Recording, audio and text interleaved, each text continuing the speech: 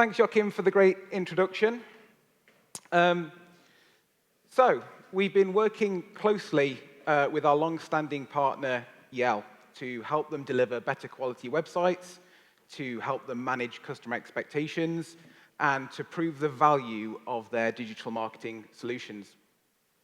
We believe that there's some value in sharing some of these learnings of our successful partnership, and that's why we're here standing up in front of you today. I'm going to start off talking a little bit more about the theory, and then Katie's going to take over and talk about how this works on a practical level at Yell. So, who am I? I am the CEO of Insights. You may be familiar with us as Silktide. And we make digital marketing audits for lead generation, for sales engagement, and for quality assurance. I've been in the industry for 12 years, heading on for 13. Yeah, as Joachim said, I have a camper van which is there. And to be honest, it spends more time in the garage than it does on the road. But yeah, if anyone's interested in that sort of thing, corner me afterwards because I will talk your ear off about that. Right, so this is Doug. You know who he is, right? No. It's Doug Munford, and he makes beautiful things like belts and wallets out of leather. The picture in the middle shows him making a belt with his son. And I think it's easy to forget at conferences like this that it's people like Doug that we're all serving ultimately. We're all trying to get him found with the products and services that we sell. And I just want you to keep Doug in mind as we go through the presentation and just bear that in mind. So what do we mean when we say quality? If you search on Google, each of the top 10 results is going to give you a different answer, a slightly different answer. This is just one definition that really resonated with me. And the reason for that is that quality is not absolute, it's relative. So I'd like to do something dangerous at this point, and this could go horribly wrong, but I'm going to open this up to a little audience participation. And I want to ask a question. So what is a great online presence for a business like Doug's? Now, we've already got one great answer because Alan was up here a moment ago and was talking about a fast-loading website. So that's one point. I'll throw into the mix a website that's free from spelling errors, so the website owner comes across as professional. Any other ideas from the room? Reviews, great one. Accurate listings, yeah, fantastic. Yeah, so all these things matter, right, in various degrees for the SMB. Now, if you were to ask Doug, do you think he'd agree with those things? Do you think he might have a different idea? Is he tech savvy? It's going to vary from customer to customer. And I think what this means is that we potentially have disconnected ideas of quality. So, marketing might have one idea that they're using in their marketing materials. Sales, they'll promise anything to close a deal. That seems like that was a bit cutting. Yeah. Production, they're using the tools day in, day out. They're really familiar with them, so they maybe have a different idea of what a good online presence is. And of course, none of that really matters if the business owner wanted something else entirely. So like I said, I think this leads to some potentially familiar problems, and maybe some of these will resonate with you. Sales are promising, the earth to close a sale. Maybe some things are getting missed in production and the products aren't being set up right. Customers maybe aren't aware of all the value that you're delivering for them. And all of that adds up to missed opportunity and high churn. So hopefully some of you have seen a graphic or one like this before. Sometimes it's shown in a different order, but I think the principle holds true, that the performance of digital products is linked. You need to make sure you've got a strong foundation with a great website and build from there. And a great example of that is a PPC campaign. You wouldn't want to drive traffic to a website that isn't then going to convert that into some actual business. So what's the solution? You need to make sure that your teams are aligned on quality. So that means using training and a consistent set of metrics and tools to make sure that they're all on the same page. This can be especially difficult in the current post-pandemic world. We're all working remotely.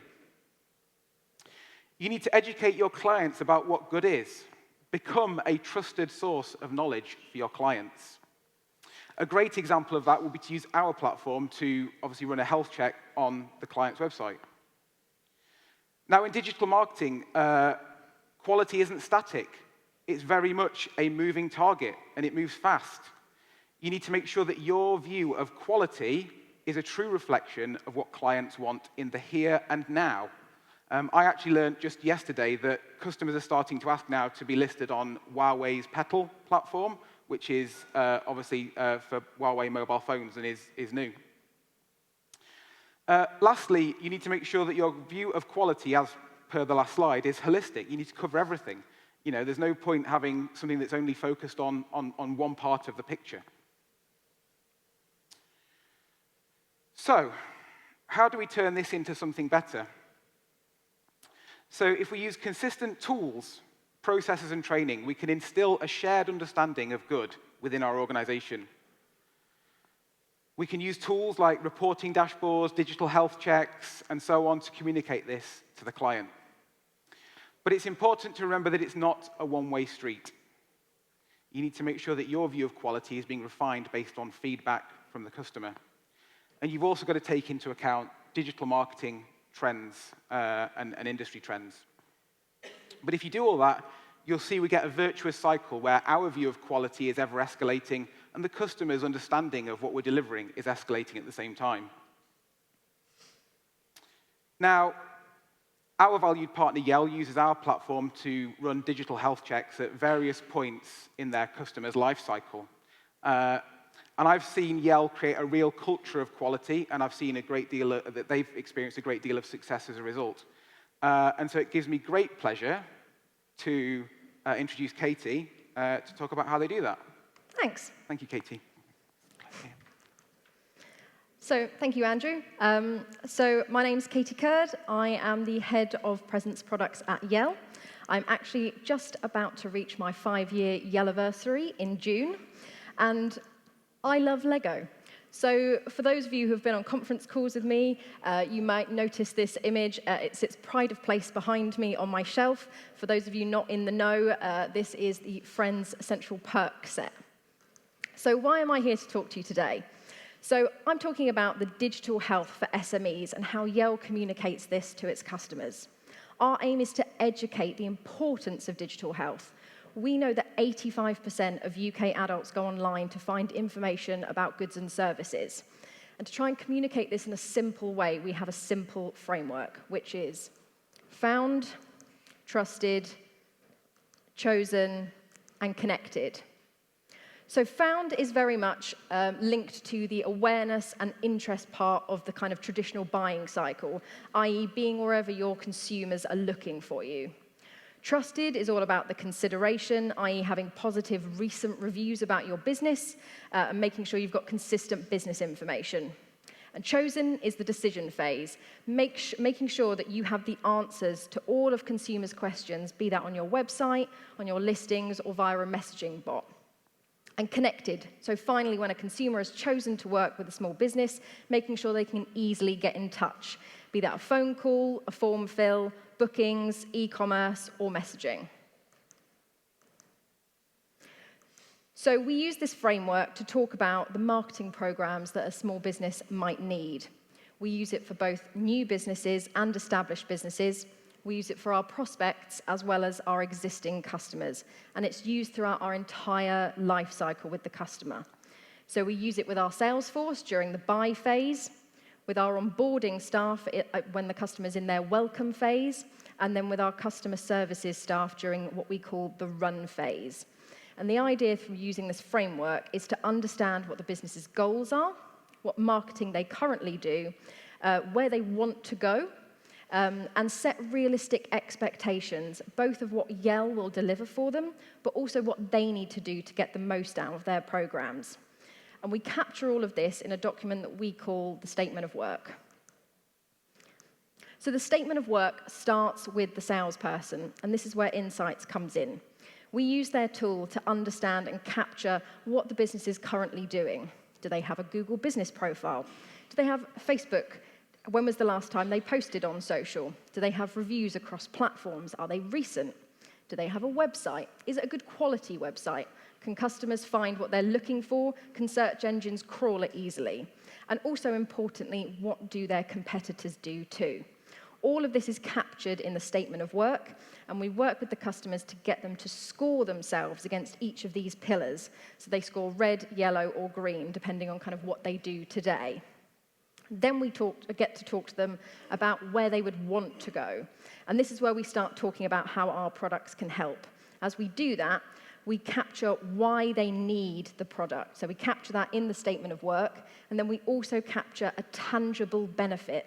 So for example, if we're talking about a PPC campaign, that would be the number of clicks that a customer would be likely to get, or the range of clicks they would be likely to get from that campaign each month. So once the sale's agreed, they're then passed over to the onboarding agents in that welcome phase I talked about, and this is all about setting a customer up for success.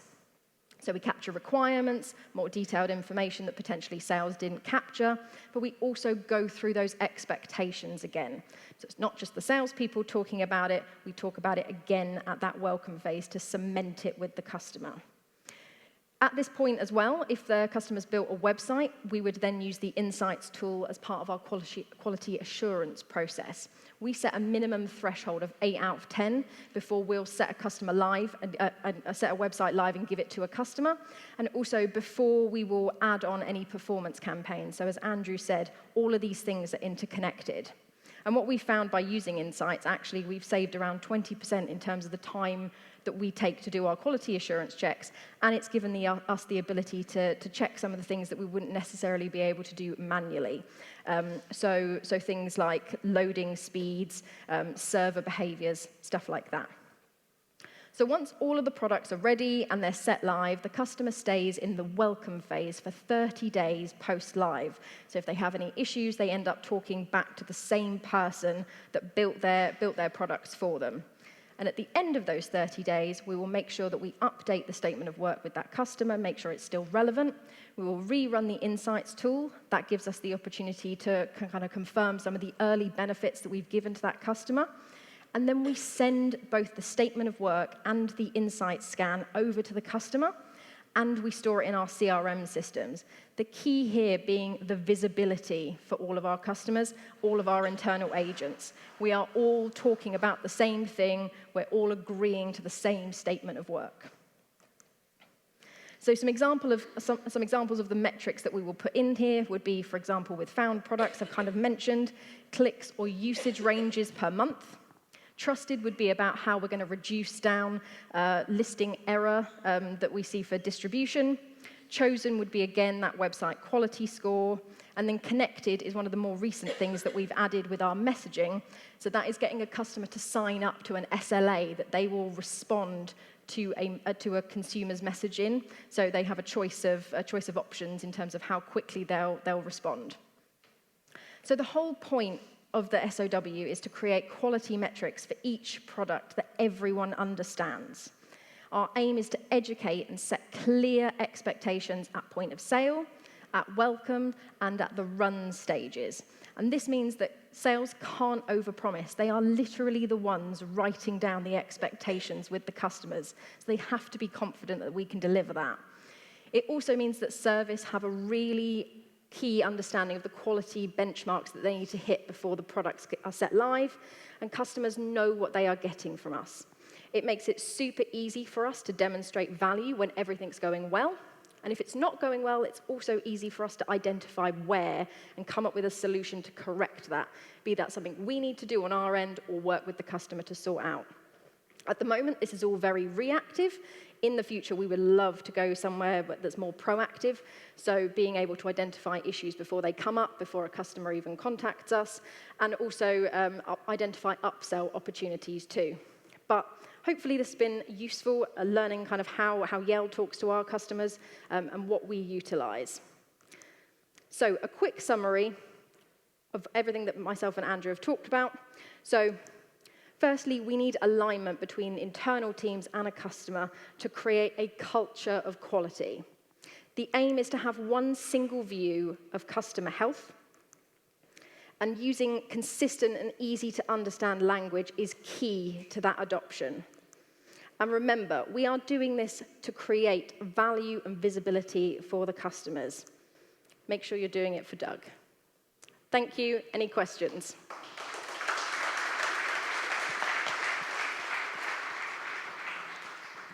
Well done. Thanks a lot. We have questions. Irini first. Thank you. That was a great presentation.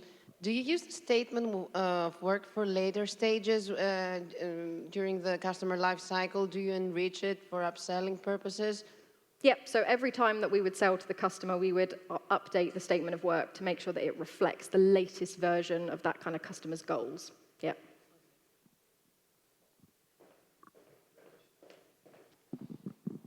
No?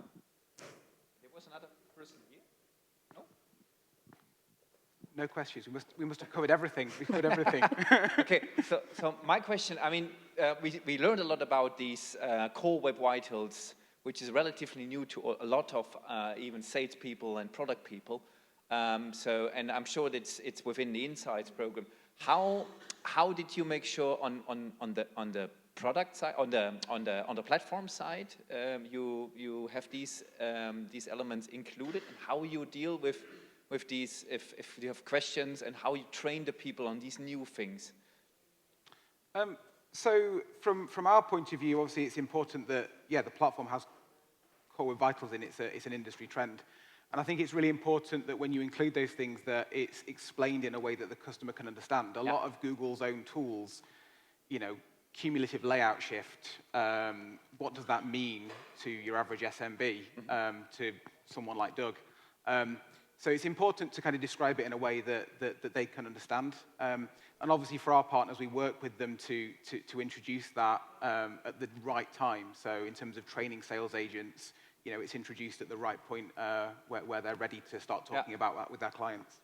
Yeah, similarly for us as well, it's very much kind of trying to move away from the jargon, put it into language that people can understand. So, rather than talking about, okay, your website loads in 3 seconds or 4 seconds, actually working with the customer and saying, if you just go on your mobile, load that website up, and you can see how quickly that loads, because I'm not sure everyone can always visualize exactly, 3 seconds, 5 seconds, it doesn't really mean anything. But if you can show it to a customer, then, you've kind of got them bought in. Yeah, a cumulative layout shift score of 1. What does that mean to any average person? Exactly. It's about contextualizing it and explaining it, and also using competitors as a reference point. So if you're able to say, you have this, but your competitor down the street has a better score, that can really drive a sale and give you a competitive edge. Yep. That's again this fear of missing out. So you lost the opportunity to your competitor if you don't do this. So that's also. And on the other side, with the what you just said, Katie, when all these things need a lot of training and education, not only on the customer side, but also on the salespeople side. So how you make sure you do this, and what is like a best practice or something that you learned through these processes? Yeah, so we try and do continuous learning with our salespeople. So pretty much every sales team, they will have, some will have daily stand-ups, some will have weekly stand-ups with their team. And what we'll do is basically feed topics to the sales managers that they need to talk to their guys about each morning. So rather than kind of pulling them out all day, getting them into a really long, boring session that they're probably not going to remember half of it, we try and do it at the start of their day, like a top tips type thing, new things it's incremental, exactly. Yeah, so that's how we try and embed that within our sales force. And that's a whole department that is just doing these education and training Yeah, sessions. yeah. All of the different sales managers have different techniques. Some do presentations, some do exercises, but they're kind of given topics that they need to embed within their teams. And may I ask, how many people does this department Yes. Oh, that's a very good question. So within our field sales, that's somewhere in the region of around 200 salespeople. Telesales, I think, is slightly more in the region of around 300, 350. So, And the training people who are doing all this training, so how many? so it's not necessarily the training team, because we've got a fairly small training team. It's actually product talking to the sales Okay. managers directly, and then they feed that down into their teams. All right. Any more questions? No? Then thanks again very much. Very insightful. Thank you.